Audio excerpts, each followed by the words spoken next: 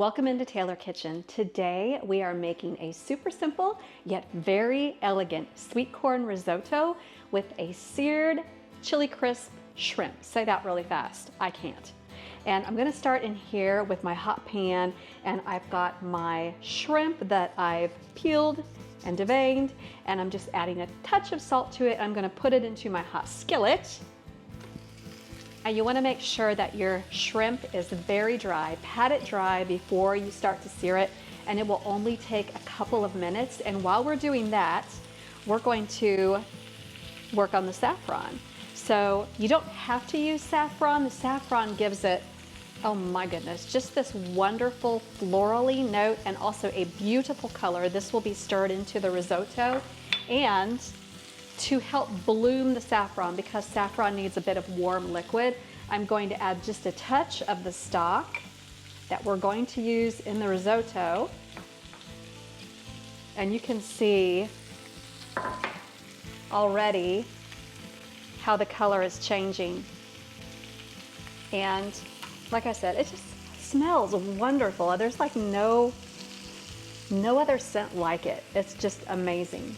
But as soon as those shrimp are done, I'm going to pull them out, and then we're going to start on the risotto, because that will take the longest, but it really doesn't take very long at all.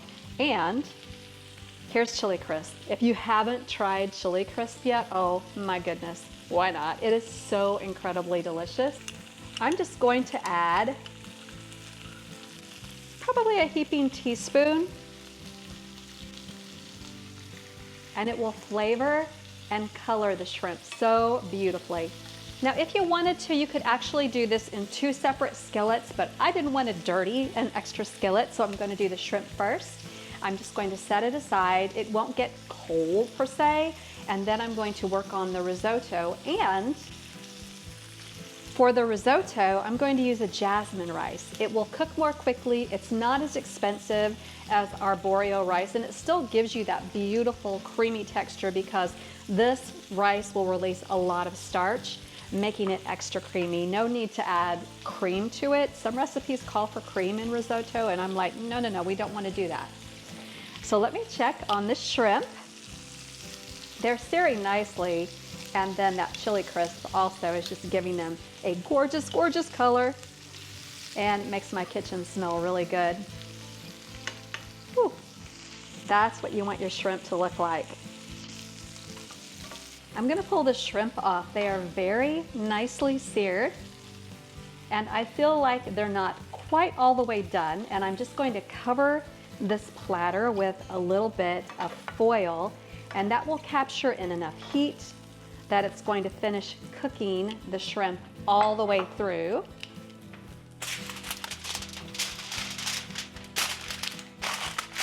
Just like so, and I'm going to set it aside. Now in here I have that lovely chili crisp oil with a bit of the flavor of the shrimp, and I'm going to add in my aromatics, which are onion, and I'm going to do just a little bit of olive oil and a little bit of butter. Really good flavor. This is a French butter crock. If you're not familiar, it will keep your butter fresh on the countertop, because you put a tiny bit of water into this, and then here's your butter, and you just put it like that, and you set it on the counter, and your butter won't go bad. See, the onions are becoming translucent, and then I'm going to add in my garlic. Then we're going to add the rice. And I just want the rice to saute without any liquid for a couple of minutes. You'll kind of begin to smell it toasting, and that's when we'll start adding our liquid. I'm going to get it all coated with the olive oil and the butter and the remainder of the chili crisp in there.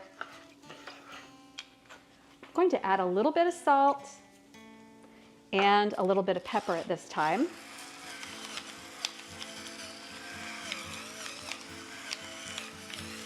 Coolest pepper grinder ever.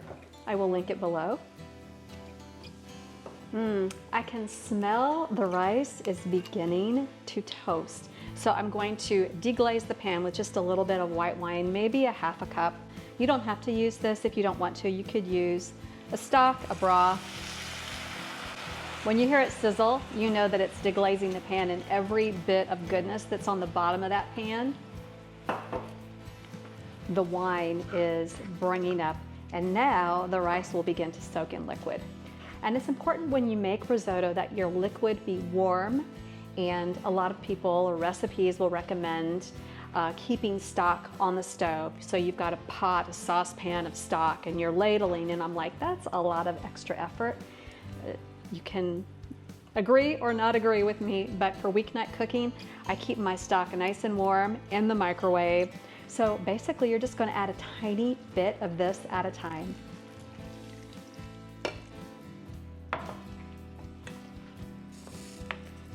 And this is when you're just gonna kind of babysit your rice. And at this point, I'm also gonna add in all this delicious saffron. Every little last bit of it I want to get out of this container. Saffron is the world's most expensive spice. Thankfully, you only need a very, very, very small amount. And as soon as I see that the rice has soaked up all the liquid that I just added to it, I'm going to add some more. And I'll keep going until I can see that the rice is super creamy and it's not going to be able to accept any more liquid. Then my risotto will be done. If you haven't yet, please take a moment to subscribe and turn on notifications to our channel. Click that bell icon below to make sure you get all the latest from us, and give us a thumbs up. Leave a comment. It really helps out our channel, and we so appreciate you for that engagement. Also, check out tkfoodie.com, our website. We have a lot more going on that's not exactly here on YouTube, so check out tkfoodie.com and sign up there. You don't know what you might be missing at tkfoodie.com. The rice has soaked up all that initial liquid. I'm going to add a bit more, just a small amount at a time. If you go too fast, you don't have risotto really.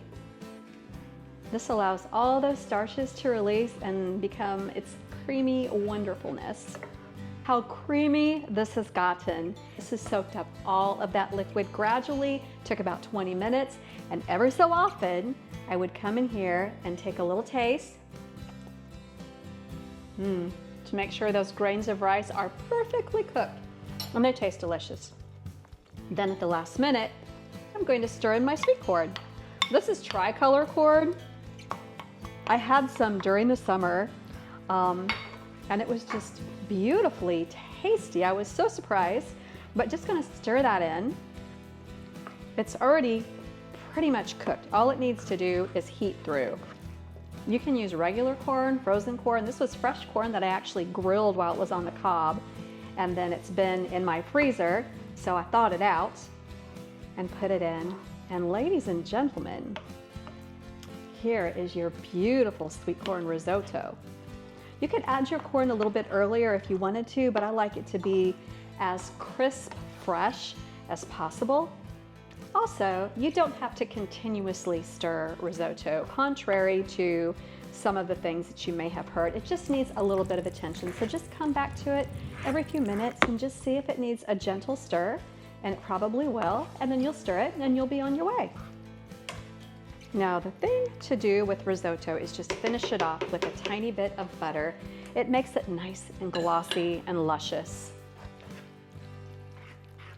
And if you're going totally dairy-free, then you can use a vegan butter in this. Okay, then we're gonna dish it up and we're gonna serve this chili crisp shrimp over it.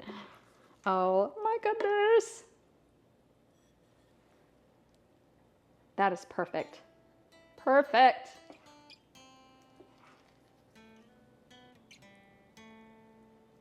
Wow.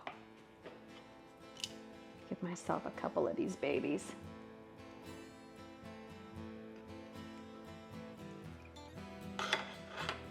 And then for adornment, just a little touch of basil. That's so pretty. All right, let's give it a taste.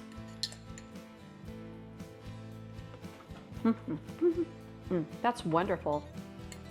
I can even taste, even though it's got a bit of heat remaining from the chili crisp that was in the skillet, I can still taste that very faint hint of saffron coming through.